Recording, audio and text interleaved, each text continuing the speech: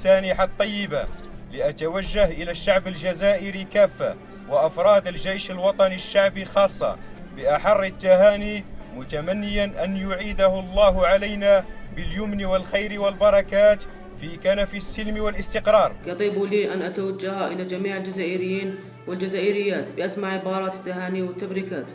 أعاده الله علينا وعليكم والأمة الإسلامية جميعا بالخير واليمن والبركات. عيدكم سعيد. أزف إلى عائلتي وكافة الشعب الجزائري وجميع أفراد الجيش الوطني الشعبي بأحر التهاني وأطيب الأماني، راجين من المولى العلي القدير أن يتقبل صيامكم وقيامكم والصحة. عيدكم وربي يتقبل منا ومنكم إن شاء الله. أهنئ الشعب الجزائري بمناسبة حلول عيد الفطر المبارك. تقبل الله منا ومنكم صالح الأعمال.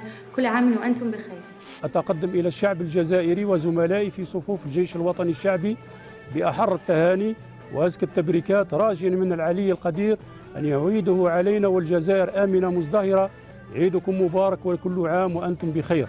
نبارك للأمة الجزائرية وأفراد الجيش الوطني الشعبي بحلول عيد الفطر المبارك. ربي يتقبل منا ومنكم، تعيدوا بالصحة إن شاء الله. صحة عيدكم. نتمنى للشعب الجزائري وكل أفراد الجيش الوطني الشعبي صحة عيدكم، وينعاد علينا وعليكم الصحة والعافية.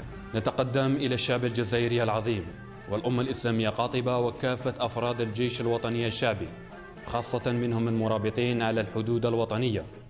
قولوا لهم عيد فطر مبارك، كل عام وأنتم بخير. المجد والخلود لشهدائنا الأبرار، وتحيا الجزائر.